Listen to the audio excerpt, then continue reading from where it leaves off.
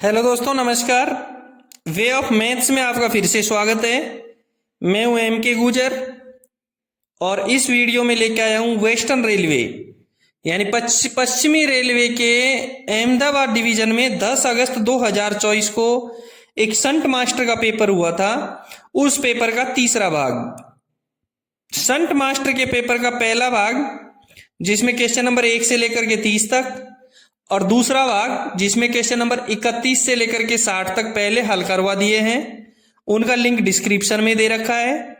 और इस वीडियो में क्वेश्चन नंबर 61 से लेके आया हूं। देखते हैं क्वेश्चन नंबर 61। मालगाड़ी का प्रीमियम ब्रेक पावर प्रमाण पत्र की वैधता कितने दिन की रहती है? प्रीमियम ब्रेक पावर, इसकी वैधता कितने दिन की रहती है? ए में दे रखा है 12 + 3 दिन, बी में दे रखा है 30 + 5 दिन, सी में दे रखा है 35 + 5 दिन। करेक्ट आंसर रहेगा इसका ए। प्रीमियम ब्रेक पावर की वैधता 12 + 3 दिन रहती है। सीसी रैक की ब्रेक पावर की जो वैधता होती है वो 30 + 5 दिन रहती है। सीसी रैक की 30 + 5 और प्रीमियम रैक की 12 + 3 दिन रहती है। इसलिए 61 नंबर के क्वेश्चन का करेक्ट आंसर रहेगा ए। क्वेश्चन नंबर 62 देखेंगे। विषम को चुने। ए में दे रखा है मेमू, बी में दे रखा है डेमू और सी में दे रखा है एलएचबी और डी में दे रखा है जीएससीएन। मेमू का फुल फॉर्म मैं आपको बता देता हूं। मेमू, डेमू, एलएचबी, इनका फुल फॉर्म हमेशा एग्जाम में आता रहता है। मेमू का फुल फॉर्म होता है main line electric multiple unit. Main line electric multiple unit. B में दे रखा है डेमू। डेमू का जो फुल फॉर्म होता है diesel electric multiple unit. Diesel electric multiple unit. C में एलएचबी दे रखा है। एलएचबी का फुल फॉर्म होता है Linke Hofmann Busch. Linke Hofmann Busch. और डी में जीएससीएन दे रखा है। सारे प्रकार हैं और जीएससीएन एक कोच का कोड है। जीएससीएन एक कोच का कोड है, इसलिए विषम होगा डी। 62 नंबर के क्वेश्चन का करेक्ट आंसर रहेगा डी। क्वेश्चन नंबर 63 देखेंगे। क्वेश्चन नंबर 63 में है ब्रेक बाइंडिंग के मामले में सामान्यतः की जाने वाली कार्रवाई। ब्रेक बाइंडिंग के मामले में सामान्यतः कौन सी कार्रवाई की जाती है? ए में दे रखा है वैगन को सिक किया जाना, बी में दे रखा है वैगन को संटिंग करके अलग किया जाना, सी में दे रखा है ब्रेक रिलीज करके जाने चाहिए और वैगन को आईओपी कर दिया जाना चाहिए। करेक्ट आंसर रहेगा इसका सी। 63 नंबर के क्वेश्चन का करेक्ट आंसर रहेगा सी। ब्रेक बाइंडिंग के मामले में की जाने वाली कार्रवाई ब्रेक रिलीज करके जाने चाहिए और वैगन को आईओपी कर दिया जाना चाहिए। 64 नंबर का क्वेश्चन देखेंगे। तार टूटने पर गेटमैन क्या कार्रवाई करेगा? ओएचई का तार टूट गया, उसके लिए गेटमैन क्या कार्रवाई करेगा? ए में दे रखा है गेट को यातायात के लिए बंद करेगा, बी में दे रखा है स्टेशन मास्टर को निजी अंक के आदान प्रदान के साथ नोट करवाएगा, और सी में दे रखा है कि ध्यान रखेगा कि कोई तार के पास नहीं आवे, और डी में दे रखा है उपरोक्त सभी। करेक्ट आंसर रहेगा इसका डी, उपरोक्त सभी। यदि गेटमैन को यह पता चल गया कि गेट का तार टूट गया, यदि गेटमैन को यह पता चल गया कि गेट का तार टूट गया, तो वो गेट को यातायात के लिए बंद कर देगा, स्टेशन मास्टर को निजी अंक के आदान प्रदान के साथ नोट करवाएगा और ध्यान रखेगा कि कोई तार के पास नहीं जावे। 64 नंबर के क्वेश्चन का करेक्ट आंसर हुआ डी। क्वेश्चन नंबर 65 देखेंगे। इनमें से कौन सी ट्रेन बिना ट्रेन मैनेजर के नहीं चलाई जा सकती? एक मैं इंपॉर्टेंट बात बता दूं कि सिवाय आपातकाल के कोई भी गाड़ी बिना गार्ड के नहीं चलाई जाएगी। केवल इमरजेंसी के अलावा बिना गार्ड के कोई भी गाड़ी नहीं चलाई जाएगी। और आपातकाल में भी सीनियर डीओम या डीओम के विशेष आदेशों के द्वारा बिना गार्ड के गाड़ियों के संचालन किया जा सकता है। इमरजेंसी में सीनियर डीओम या डीओम के विशेष आदेशों के द्वारा बिना गार्ड के गाड़ियों का संचालन किया जा सकता है। तो 65 नंबर के क्वेश्चन में है कि कौन सी गाड़ी बिना ट्रेन मैनेजर के नहीं चलाई जा सकती। ए में दे रखा है पैसेंजर गाड़ी, बी में दे रखा है मटेरियल ट्रेन, सी में दे रखा है एम्प्टी कोचिंग स्टॉक और डी में दे रखा है पार्सल ट्रेन। केवल पैसेंजर गाड़ी ऐसी है जिसको बिना ट्रेन मैनेजर के नहीं चलाई जा सकती, बाकी गुड्स ट्रेन बिना ट्रेन मैनेजर के चलाई जा सकती हैं, वो भी आपातकाल में। किसकी अनुमति से? सीनियर डीओम या डीओम की अनुमति से, विशेष आदेश के द्वारा। 65 नंबर के क्वेश्चन का करेक्ट आंसर हुआ ए। क्वेश्चन नंबर 66 देखेंगे। सतर्कता आदेश की प्रतियां दी जाती हैं। सतर्कता आदेश कॉशन ऑर्डर, ए में लोको पायलट, बी में असिस्टेंट लोको पायलट, सी में ट्रेन मैनेजर। कॉशन ऑर्डर की जो प्रतियां हैं वो किस किस को दी जाती हैं? ए में लोको पायलट, बी में असिस्टेंट लोको पायलट, सी में ट्रेन मैनेजर। मैं आपको बता दूं कॉशन ऑर्डर का जो नंबर होता है वो T409 होता है। कॉशन ऑर्डर 3 प्रकार के होते हैं, T409, TA409, TB409।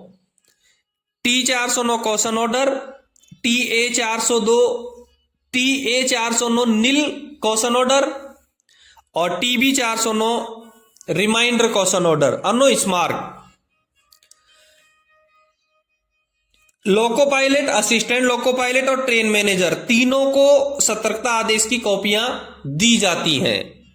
नॉर्मल सामान्यतः लोको पायलट और ट्रेन मैनेजर को दी जाती हैं, लेकिन राजधानी शताब्दी जो ट्रेन होती हैं उनमें लोको पायलट और असिस्टेंट लोको पायलट को भी कॉशन ऑर्डर की कॉपियां दी जाती हैं। इसलिए इसका करेक्ट आंसर रहेगा डी।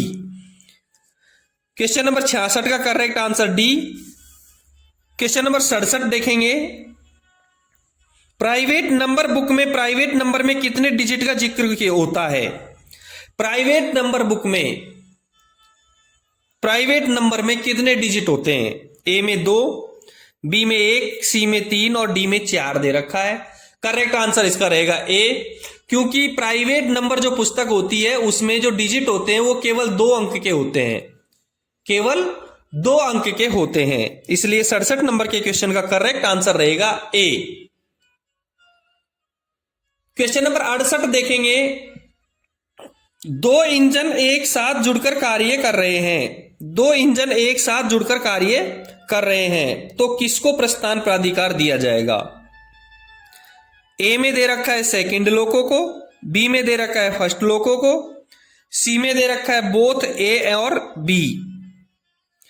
देखो, जिन मामलों में एक से अधिक इंजन आगे लगे हों, जिन मामलों में एक से अधिक इंजन आगे लगे हों तो ऐसी स्थिति में प्रस्थान प्राधिकार या सतर्कता आदेश सबसे आगे के इंजन के लोको पायलट को दिया जाएगा। सबसे आगे के लोको पायलट को दिया जाएगा, चाहे प्रस्थान प्राधिकार हो चाहे सतर्कता आदेश हो। तो 68 नंबर के क्वेश्चन का करेक्ट आंसर हुआ बी, फर्स्ट लोको। क्वेश्चन नंबर 69 देखेंगे। What is the full form of TSR? TSR का फुल फॉर्म क्या है? टीएसआर का फुल फॉर्म क्या है? ए में दे रखा है ट्रैक सिग्नल रजिस्टर, बी में दे रखा है ट्रेन सिग्नल रजिस्टर, सी में दे रखा है ट्रेन सेफ रजिस्टर और डी में दे रखा है train safe regime. Correct answer रहेगा इसका बी। टीएसआर का फुल फॉर्म रहेगा train signal register, train signal register. Question number 70 देखेंगे। गेट रोक सिग्नल को लोको पायलट ऑन स्थिति में कैसे पास करेगा? गेट रोक सिग्नल को लोको पायलट ऑन स्थिति में कैसे पार करेगा? ए में दे रखा है दिन में 1 मिनट और रात में 2 मिनट रुक करके, बी में दे रखा है लिखित प्राधिकार पर और सी में दे रखा है दोनों, ए और बी। देखो, सामान्य नियम 3.73 के 2 के क में दोस्तों मेरे द्वारा जो पेपर के क्वेश्चन हल करवाए जाते हैं वो NWR की रूल बुक्स के द्वारा हल करवाए जाते हैं। यदि कहीं कोई डिफरेंट मिले तो अपने डिवीजन या रेलवे का GNSR या रूल बुक्स आप जरूर देखें। GR 3.73 के 2 के क में साफ लिखा है कि यदि फाटक रोक सिग्नल पर G मार्कर लगा हुआ है, फाटक रोक सिग्नल पर G मार्कर लगा हुआ है तो लोको पायलट सिग्नल पर दिन के समय 1 मिनट व रात के समय 2 मिनट प्रतीक्षा करेगा, और यदि इस अवधि में सिग्नल ऑफ नहीं होता है तो उसे लोको पायलट निर्धारित गति से पास करेगा। करेक्ट आंसर हुआ इसका ए। दिन में 1 मिनट वेट करेगा और रात में 2 मिनट रुक करके उसका ऑफ होने का वेट करेगा। यदि दिन में 1 मिनट में और रात में 2 मिनट में सिग्नल ऑफ नहीं हुआ तो लोको पायलट उसे निर्धारित गति से पास करेगा। 70 नंबर के क्वेश्चन का करेक्ट आंसर हुआ ए। क्वेश्चन नंबर 71 देखेंगे। क्वेश्चन नंबर 71 में लिखा है कि संट सिग्नल को लोको पायलट ऑन स्थिति में कैसे पास करेगा। संट सिग्नल को लोको पायलट ऑन स्थिति में कैसे पास करेगा। ए में T3691, बी में दे रखा है T3693B, सी में दे रखा है हैंड सिग्नल और डी में दे रखा है right memo plus hand signal, return memo plus hand signal. Shunt signal को लोको पायलट पास करने के लिए जो ऑथोरिटी लेगा वो है T806, वो है T806। संटिंग के लिए T806 ही यूज होती है। ए में दे रखा है T3691, ध्यान रहे T3691 त्रुटिपूर्ण सिग्नल को ऑन स्थिति में पास करने के लिए दिया जाने वाला अग्रिम प्राधिकार होता है। जो T3691 होता है वो होता है त्रुटिपूर्ण सिग्नल को ऑन स्थिति में पास करने के लिए अग्रिम प्राधिकार होता है। बी में T3693B दे रखा है, वो है ऑन अथवा खराब स्थिति में रोक सिग्नल को पास करने का प्राधिकार। T3693B ऑन स्थिति में या खराब स्थिति में रोक सिग्नल को पास करने का प्राधिकार है। और सी में दे रखा है हैंड सिग्नल, बिना मेमो के हैंड सिग्नल से वो पास नहीं करेगा। और डी में दे रखा है written memo plus hand signal, written memo T806 होगा। NWR में यदि संट सिग्नल खराब है तो उसके ऊपर साफ लिख दिया जाता है कि संट सिग्नल खराब होने की स्थिति में पॉइंट्समैन के हाथ सिग्नल का पालन करें। तो 71 नंबर के क्वेश्चन का करेक्ट आंसर रहेगा D, written memo plus hand signal. Written memo अलग से नहीं दिया जाएगा, T806 के ऊपर ही लिख दिया जाएगा जो संटिंग आदेश है। 72 नंबर के क्वेश्चन को देखेंगे। रात में गाड़ी विभाजन होने पर कौन सा हाथ सिग्नल दिखाया जाएगा। रात के समय गाड़ी विभाजन होने पर कौन सा हाथ सिग्नल दिखाया जाएगा। ए में दे रखा है रेड लाइट, बी में दे रखा है ग्रीन लाइट स्टेडी, सी में दे रखा है green light up and down और डी में दे रखा है white light up and down. सामान्य नियम 6.08 के 3 में साफ लिखा है, सामान्य नियम 6.08 के 3 में लिखा है कि गार्ड दिन में हरी झंडी और रात में सफेद बत्ती यथासंभव अधिक से अधिक ऊपर से नीचे बार बार हिलाकर गाड़ी के विभाजन हो जाने का संकेत देगा। गार्ड दिन में हरी झंडी और रात में सफेद बत्ती यथासंभव अधिक से अधिक ऊपर से नीचे बार बार हिलाकर गाड़ी के विभाजन हो जाने का संकेत देगा। तो करेक्ट आंसर हो गया इसका डी, सफेद बत्ती को ऊपर से नीचे, रात के समय सफेद बत्ती और दिन के समय हरी झंडी को ऊपर से नीचे तक। ए में जो रेड लाइट दे रखी है ये हॉट एक्सल के समय दिखाई जाएगी। बी में जो ग्रीन लाइट स्टेडी दे रखी है ये गाड़ी को रन थ्रू जा रही है तो उसके लिए संकेत दिखाया जाएगा। 72 नंबर के क्वेश्चन का करेक्ट आंसर हुआ डी। क्वेश्चन नंबर 73 देखेंगे। डेड एंड किसका विकल्प हो सकता है। डेड एंड किसका विकल्प हो सकता है। ए में दे रखा है सिग्नल ओवरलैप, बी में दे रखा है ब्लॉक ओवरलैप, सी में दे रखा है स्टेबलिंग लाइन। ध्यान रहे जो सिग्नल ओवरलैप होता है, पहले मैं आपको बता देता हूं, ब्लॉक ओवरलैप और सिग्नल ओवरलैप दो शब्द आए हैं यहां। ये बहुत इंपॉर्टेंट शब्द है, इनसे बहुत क्वेश्चन बनते हैं। सिग्नल ओवरलैप होता है सिग्नल को ऑफ करने के लिए पर्याप्त दूरी सिग्नल ओवरलैप कहलाती है। रोग सिग्नल को ऑफ करने के लिए जो पर्याप्त दूरी होती है वो सिग्नल ओवरलैप कहलाती है।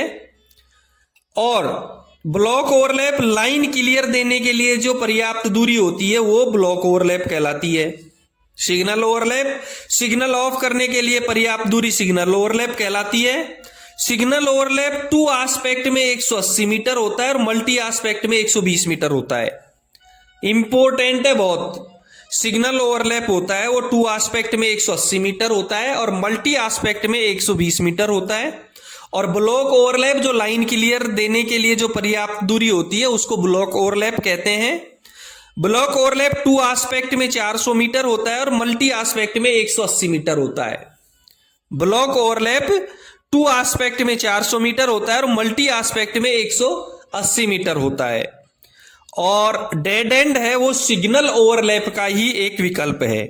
इसलिए 73 नंबर के क्वेश्चन का करेक्ट आंसर रहेगा ए। 73 नंबर के क्वेश्चन का करेक्ट आंसर रहेगा ए। क्वेश्चन नंबर 74 देखेंगे।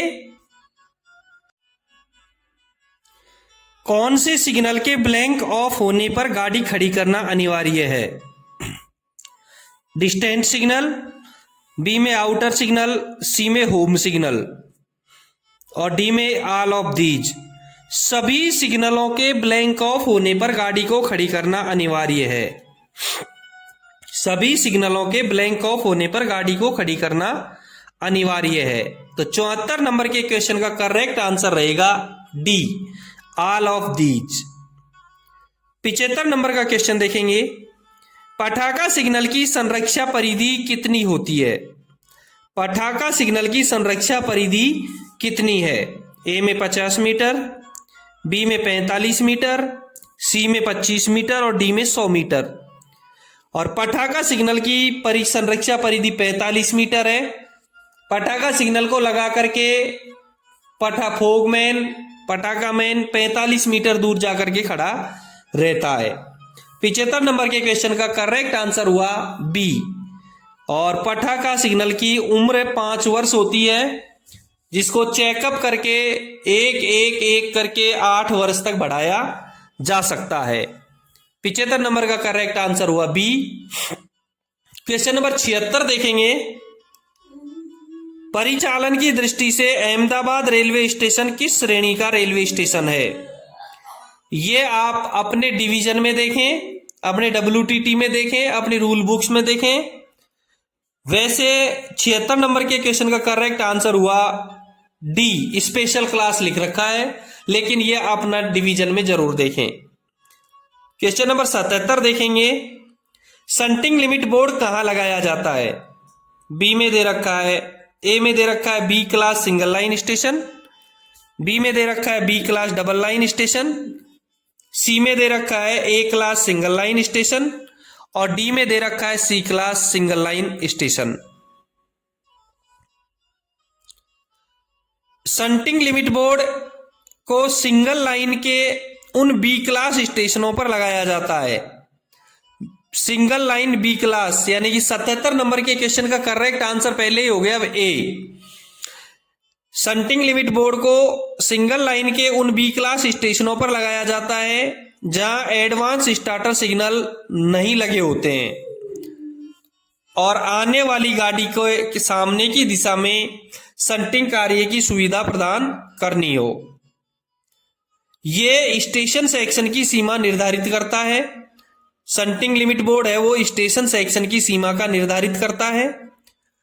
इसे प्रथम रोग सिग्नल के अंदर की ओर पर्याप्त दूरी पर लगाया जाता है, जो 2 संकेतीय सिग्नल व्यवस्था वाले स्टेशन पर 400 मीटर तथा बहुसंकेतीय सिग्नल व्यवस्था वाले स्टेशन पर 180 मीटर से कम नहीं होती है। जिन स्टेशनों पर शंटिंग लिमिट बोर्ड लगा हुआ हो वहां लाइन क्लियर देने के बाद भी आने वाली गाड़ी के सिग्नलों को ऑन स्थिति में रखते हुए इस बोर्ड तक शंटिंग की जा सकती है। करेक्ट आंसर हुआ ए। शंटिंग लिमिट बोर्ड कहां लगाया जाता है? B class single line station पर। B class single line station पर। क्वेश्चन नंबर 78 देखेंगे। T806 जो शंटिंग आदेश होता है कितनी प्रतियों में तैयार किया जाता है? T806 कितनी प्रतियों में तैयार किया जाता है? ए में 4, बी में 3, सी में 2 और डी में 1 लिख रखा है। ध्यान रहे T806 3 प्रतियों में तैयार किया जाता है। पहली प्रति लोको पायलट को, दूसरी प्रति गार्ड को और तीसरी प्रति रिकॉर्ड में रखी जाती है। शंटिंग आदेश स्टेशन मास्टर के द्वारा बनाया जाता है। इसमें 4 बातें इंपॉर्टेंट हैं जो लिखी जाती हैं। शंटिंग सीमा, शंटिंग कार्य, प्रयोग में ली जाने वाली लाइन और संभावित समय, इनको मेंशन किया जाता है T806 में। 78 नंबर के क्वेश्चन का करेक्ट आंसर हुआ बी। क्वेश्चन नंबर 79 देखेंगे। पीछे धकेलते समय गाड़ी की गति क्या होगी? ए में 25/8 के एमपीएच, बी में 8 के एमपीएच, सी में 25 के एमपीएच और डी में 15 के एमपीएच। जब इंजन गाड़ी को धकेल रहा हो या वह गाड़ी के कहीं बीच में लगा हुआ हो तथा ब्रेक वाहन सबसे अगला डिब्बा न होने पर गाड़ी की गति 8 किलोमीटर प्रति घंटे से अधिक नहीं होनी चाहिए। इसलिए 79 नंबर के क्वेश्चन का करेक्ट आंसर हुआ बी। 79 नंबर के क्वेश्चन का करेक्ट आंसर हुआ बी। क्वेश्चन नंबर 80 देखेंगे। एक लाइट इंजन के साथ अधिकतम कितने निरीक्षण यान लगाए जा सकते हैं? ए में 4, बी में 3, सी में 1 और डी में 2 दे रखा है और करेक्ट आंसर होगा इसका 3। एक लाइट इंजन के साथ में अधिकतम 3 निरीक्षण यान लगाए जा सकते हैं। 80 नंबर के क्वेश्चन का correct answer B. Question number 81 देखेंगे। ओडीसी कितने प्रकार की होती है? ए में 3 दे रखा है, बी में 4 दे रखा है, सी में 2 और डी में 1 दे रखा है। ओडीसी कितने प्रकार की होती है? सबसे पहले ओडीसी आया है तो मैं आपको इसका फुल फॉर्म बता देता हूं। ओडीसी का फुल फॉर्म होता है over dimension consignment. Over dimension consignment. और ओडीसी 3 प्रकार की होती है, ए, बी और सी। ओडीसी 3 प्रकार की होती है, ए क्लास, बी क्लास और सी क्लास ओडीसी। ध्यान रहे ए क्लास ओडीसी की परमिशन डिवीजन के अंदर रहेगी, लोकल रहेगी तो डीआरएम देता है और इंटर डिवीजन या इंटर रेलवे के लिए पीसीओम देता है। बी क्लास ओडीसी की परमिशन डिवीजन के अंदर चलेगी यानी लोकल रहेगी तो डीआरएम देता है और इंटर डिवीजन या इंटर रेलवे चलेगी तो पीसीओम देता है। और सी क्लास ओडीसी की परमिशन केवल सीआरएस के द्वारा दी जाती है। 81 नंबर के क्वेश्चन का करेक्ट आंसर हुआ ए। 82 नंबर के क्वेश्चन को देखेंगे। दुर्घटना के वर्गीकरण में अवपतन को किस श्रेणी में वर्गीकृत किया गया है? दुर्घटना के वर्गीकरण में अवपतन को किस श्रेणी में वर्गीकृत किया गया है? ए में बी, बी में सी, सी में डी और डी में ई। ध्यान रहे जो बी सी डी ई है वो सभी जो दुर्घटनाएं हैं वो परिणामी गाड़ी दुर्घटना में आती हैं। जो बी में दुर्घटना होती है वो ए में जो दे रखा है बी उसमें लिखा है A1 से लेकर के A4 तक तो टक्कर में काउंट होती हैं, B1 से B4 तक आग में काउंटित होती है, C1 से C4 तक संपारकी दुर्घटनाएं होती हैं और D1 से D4 तक गाड़ी का पटरी से उतरना तक होता है अवपतन। इसका मतलब 82 नंबर के क्वेश्चन का करेक्ट आंसर हुआ सी। ए में जो ली जाती है वो टक्कर है, बी में जो दुर्घटनाएं वर्गीकृत की गई हैं वो आग से संबंधित हैं। सी में जो दुर्घटनाएं वर्गीकृत की गई हैं वो संपार से हैं, फाटक से हैं। और डी में जो दुर्घटनाएं वर्गीकृत की गई हैं वो अवपतन से संबंधित हैं। ई में जो दुर्घटनाएं ली गई हैं वो विविध में आती हैं, इसलिए अवपतन को डी में काउंट किया गया है। 82 नंबर के क्वेश्चन का करेक्ट आंसर हो गया डी। 83 नंबर का क्वेश्चन देखेंगे। एक मुंह वाली साइडिंग में रात के समय मेडिकल वान को भेजने का टारगेट समय क्या है? एक मुंह वाली साइडिंग में रात के समय मेडिकल वान को भेजने का टारगेट समय क्या है? ए में 15 मिनट, बी में 25 मिनट, सी में 30 मिनट और डी में 45 मिनट। मेडिकल वान की बात चल रही है तो मेडिकल वान में दिन और रात का कोई मतलब नहीं है। एक मुंह वाली साइडिंग और दो मुंह वाली साइडिंग से मतलब है। मेडिकल वान में दिन और रात से मतलब नहीं है। एआरटी में दिन और रात से मतलब होता है। ध्यान रहे, दिन और रात का मतलब मेडिकल वैन में, और एक मुंह वाली साइडिंग और दो मुंह वाली साइडिंग का मतलब एआरटी में। ठीक है, दिन और रात को एआरटी से काउंट करते हैं और एक मुंह वाली साइडिंग और दो मुंह वाली साइडिंग को मेडिकल वैन में काउंट करते हैं। मेडिकल वैन का आदेश मिलने के बाद में साइडिंग से निकालने का समय 25 मिनट होता है। मेडिकल वान में यदि दो मुंह वाली साइडिंग है, मेडिकल वान में दो मुंह वाली साइडिंग है तो आदेश मिलने के बाद साइडिंग से निकालने का समय 25 मिनट रहेगा, रवाना करने का समय 5 मिनट रहेगा और कुल लक्षित समय 30 मिनट रहेगा। कुल लक्षित समय 30 मिनट रहेगा। सेम इसी तरीके से एआरटी का रहेगा, दिन में 30 मिनट और रवाना करने का 15 मिनट यानी कुल 45 मिनट। और एआरटी का रात में रहेगा, साइडिंग से निकालने का समय 45 मिनट, रवाना करने का 15 मिनट और टोटल समय रात का 60 मिनट। ठीक है, एक मुंह वाली साइडिंग का क्लियर हो गया। एक मुंह वाली साइडिंग में से मेडिकल वेल को निकालने का समय 25 मिनट, रवाना करने का 5 मिनट और कुल लक्षित समय 30 मिनट। दो मुंह वाली साइडिंग से निकालने का समय 15 मिनट, रवाना करने का 5 मिनट और कुल लक्षित समय 20 मिनट रहेगा। 83 नंबर के क्वेश्चन का करेक्ट आंसर 30 मिनट सी रहेगा। क्वेश्चन नंबर 84 देखेंगे। मालगाड़ी को ओवरड्यू कब माना जाता है? ए में दे रखा है running time plus 10 minute late, B में दे रखा है running time plus 20 minute late, C में दे रखा है running time plus 15 minute late और डी में दे रखा है running time plus 5 minute late. और करेक्ट आंसर रहेगा इसका बी। मालगाड़ी को ओवरड्यू माना जाता है running time plus 20 minute late, और सवारी गाड़ी को ओवरड्यू माना जाता है running time plus 10 minute late. और पेट्रोल मैन को नियत समय पर नहीं आने के बाद में ओवरड्यू माना जाता है। मालगाड़ी को रनिंग टाइम प्लस 20 मिनट, सवारी गाड़ी को रनिंग टाइम प्लस 10 मिनट और पेट्रोल मैन को नियत समय पर नहीं आने पर ओवरड्यू माना जाएगा। 84 नंबर के क्वेश्चन का करेक्ट आंसर हुआ बी। क्वेश्चन नंबर 85 देखेंगे। 85 में है क्लोज सर्किट सीसी रैक की प्रारंभिक स्टेशन पर ब्रेक पावर प्रतिशत कितना होना चाहिए? ए में 90%, बी में 85%, सी में 95% और डी में 100%। करेक्ट आंसर रहेगा इसका डी 100%। बीपीसी की वैधता जो सीसी रैक होता है उसकी होती है 30 + 5 दिन।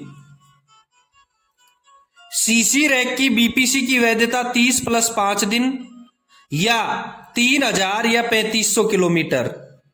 और सीसी रैक की बीपीसी केवल निर्धारित रूट के लिए जारी की जाती है जिसका ब्रेक पावर प्रतिशत प्रारंभिक स्टेशन पर 100% होता है। 85 नंबर के क्वेश्चन का करेक्ट आंसर हुआ डी। क्वेश्चन नंबर 86 देखेंगे। What is the full form of FOIS? What is the full form of FOIS? FOIS। FOIS का फुल फॉर्म क्या है? ए में दे रखा है freight operation information system, B में दे रखा है freight operation introduction system, C में दे रखा है फाइल ऑपरेशन इंफॉर्मेशन सिस्टम और डी में दे रखा है freight operation and isolation system. Correct answer रहेगा इसका ए।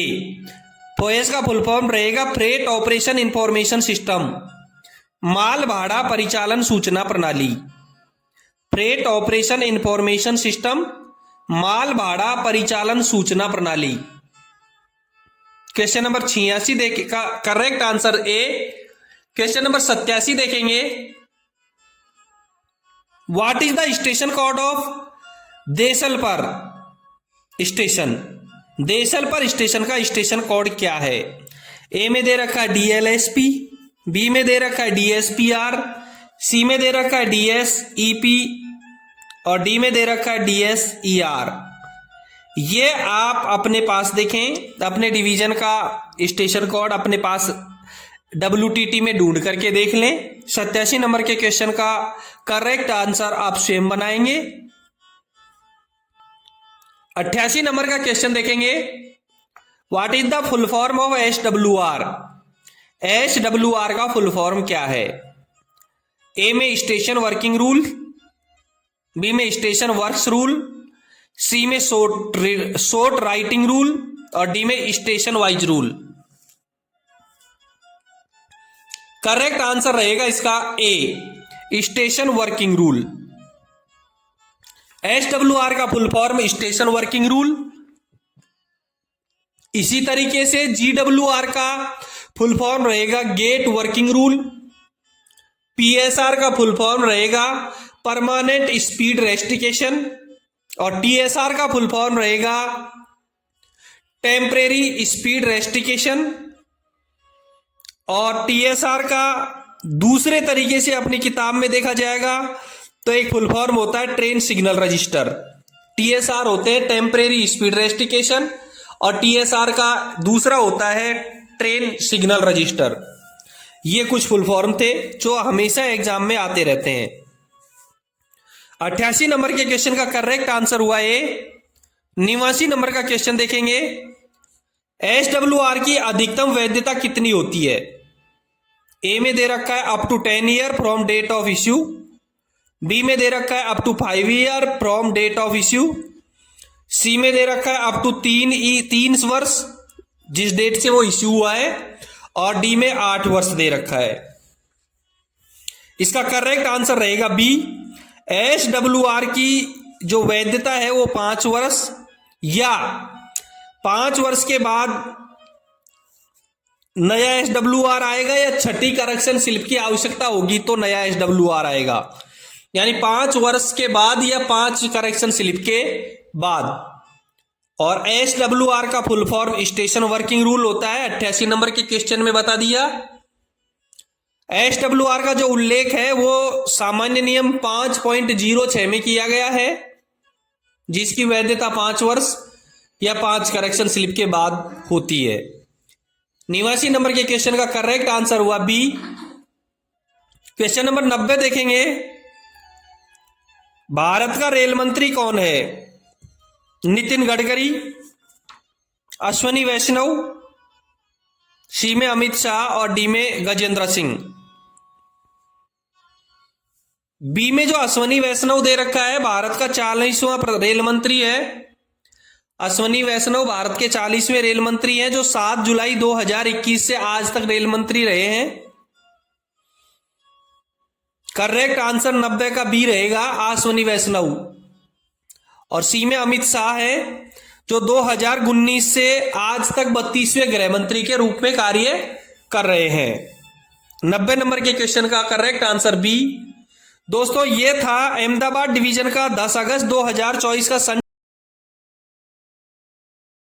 इसमें क्वेश्चन नंबर 61 से लेकर के 90 तक मैंने हल करवा दिए हैं। यदि आपने चैनल को सब्सक्राइब नहीं किया है तो एक बार चैनल को सब्सक्राइब जरूर कर दें। आपके डिवीजन में कोई पेपर हल हुए हैं तो मुझे जरूर भेजें मेरे व्हाट्सएप टेलीग्राम चैनल पर। यदि आपको मेरे द्वारा पढ़ाए गए पेपरों का पीडीएफ डाउनलोड करना है तो डिस्क्रिप्शन में टेलीग्राम चैनल का लिंक दे रखा है, उस लिंक पर जाकर के पीडीएफ डाउनलोड कर सकते हैं। फिर मिलते हैं अगले वीडियो में इसी डिवीजन के संट मास्टर के पेपर का क्वेश्चन नंबर 91 के साथ में। धन्यवाद।